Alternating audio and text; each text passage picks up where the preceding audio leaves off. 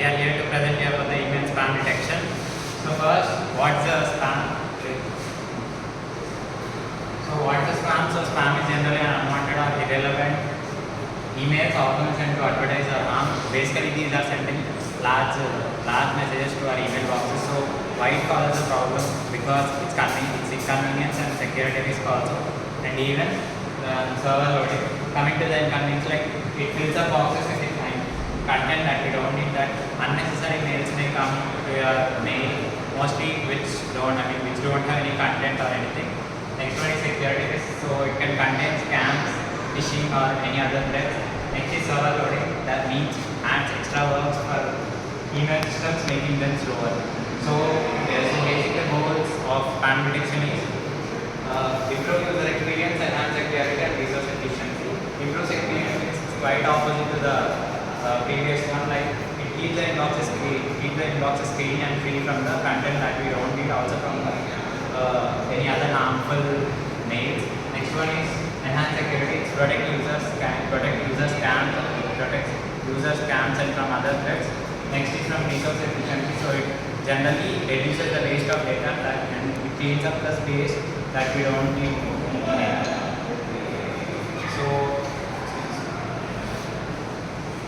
So there are basically some key techniques for the spam detection are content-based filtering, center reputation, heuristic analysis and machine learning. Coming to the content-based filtering, this states that analyzes email by using content keywords and natural language processing. Means natural language processing LPO.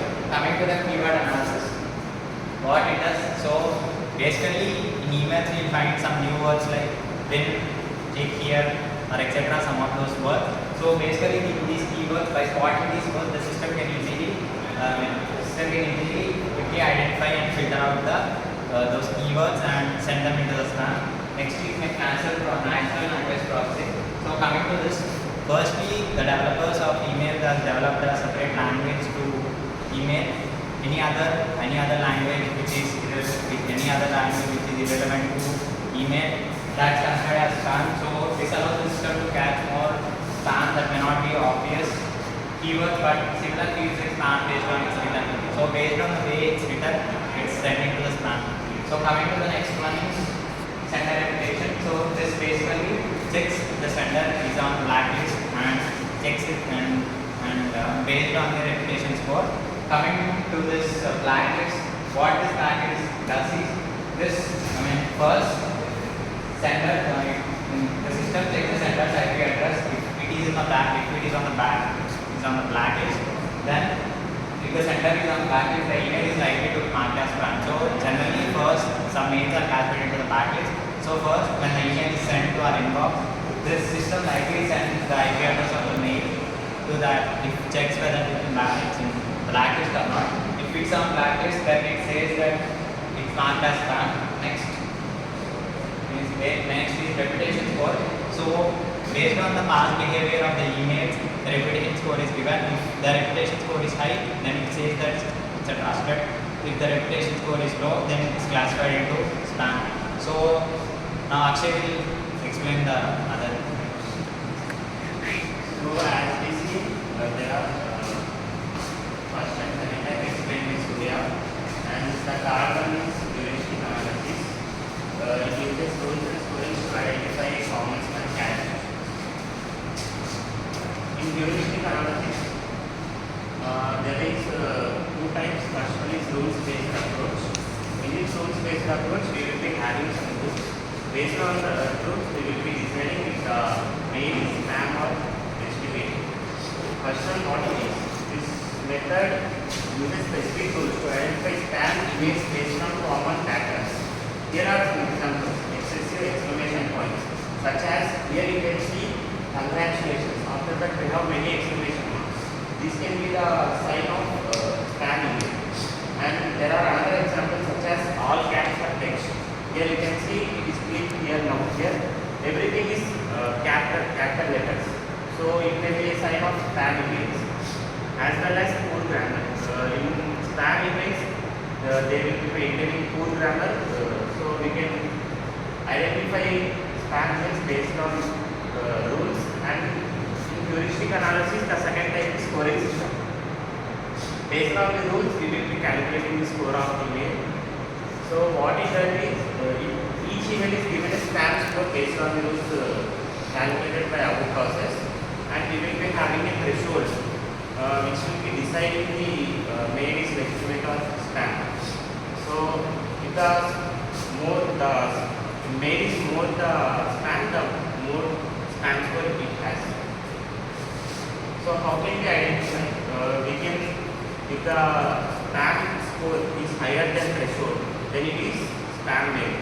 If it is less than threshold, it is legitimate mail. Next, coming to fourth one, machine learning. In this, it will train models on large data sets to recognize spam patterns. So what it is it uses machine learning models to learn and identify spam by examining thousands of mails. So in this, we will be having a data set which contains both legitimate mails and spam mails. So it will be trained on the both legitimate and spam mails. It works on the basis of analyzes filters of the email such as common words, sender information, and patterns in the text to distinguish between spam mails and legitimate mails. How it helps? By training on large data, you can adapt to new information.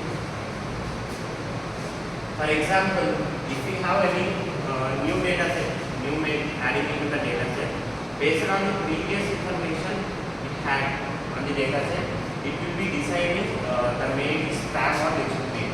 Here we can see it keeps improving as it processes new data over time. How it works? As new spam tactics emerge, the model learns from recent to recognize its new patterns. So it will use previous data information to recognize new mails to clarify them as legitimate or spam. So how it helps? It has the ability to adapt. So if any new mails come, it will adapt easily and it ensures better protection. So now we have discussed 4 types of key detection techniques. Now we will discuss about how spam filters work. In first step, we will be receiving emails. What will happen? The spam filter checks each incoming emails are arranged in your inbox. For example, if you get any mail in your inbox, a recent mail, so it will check every mail. What is the purpose of this? Step ensures that every email is screened potential spam before you see it. Because we cannot ensure that every mail is legitimate, so we will be checking every mail to ensure that it is not spam. And second step, we will be doing analysis. We will be having a filter that will closely at the 3 main aspects of the mail. The first aspect is the content. So we discussed in the rules, if you have any exclamation marks or capital letters, based on the rules, it scans the text for spamming keywords or phrases. Afterwards, it will check for the sender information, like this IP address, you have any reports, or is it in any blacklist. Afterwards, it will check the structure of the mail, the structure of the mail, it can be very suspicious. So based on these 3 filters, we will be identifying the mail as spam or legitimate. The next steps will be explained by Shakti. Okay, the topmost thing is scoring. What it does means, based on the analysis previously done in the analysis step, it will give some score to it, which is called spam score to the email. So how it works means the score reflects how likely is the email is spam based on the factors analyzed. Means there is some set of threshold to it. It will check with it to compare if it is spam or legitimate. So here in the fourth step, we will check the threshold check. What happens is the filter compares spam code to the particular email to the preset threshold. Means basically the threshold is already predefined and we will compare this score. So what is the decision point if it is a spam or legit? So if the score is above the threshold, the email is moved to the spam folder. If the score is below the threshold, the email is delivered to your inbox. Okay, now we will discuss about the challenges faced in this basic spam detection. So evolving tactics. So evolving tactics means spammers nowadays in the fast-paced society, spammers are constantly changing their methods to avoid being caught by spam filters. While giving, they will change the text to image, or they will change the letters somewhat. Means if we see in big big, instead of I, they will put some exclamation mark. So it will make the filter difficult to detect the spam. So example, they may use new tricks like changing the word in emails or using images instead of text. Impact is this makes it harder for filters to keep up and accurate identify spams. The second one is false positives. What are them is legitimate emails that are incorrectly marked as spam. So what happens means important messages from colleagues or services might end up in spam folder, causing confusion. So for this also, email spam filter is learning. If we send a mail to spam, it will check the contents of it and learn it from it. So these type of emails are spam. But if we from spam we send it back to the inbox, it will learn from this and check, okay, these types of emails are legit emails. So the impact is this can lead to some miscommunication and frustration of users. Next one is dynamic nature. It means spam detection system must be updated regularly to make effective, but it is somewhat costly. And as spam tactics evolve, filters need new rules and data to adapt. Frequent updates and require time and resources, but they are necessary to maintain accurate decision. So in conclusion, spam detection is essential for both user experience and online security. It helps keep inboxes focused on important messages, minimizing distractions from the unwanted emails. As technology advances, continuous improvements in machine learning and make spam detection more accurate and effective, enhancing the user experience and protection. However, spam detection faces ongoing challenges as spammers constantly evolve their tactics to remain effective. Filters need regular updates to stay on a step further than the spammers. This going adaptation is a key maintaining users' trust and ensuring safety and effective email experience. So thank you and all. This is the basic spam detection presentation.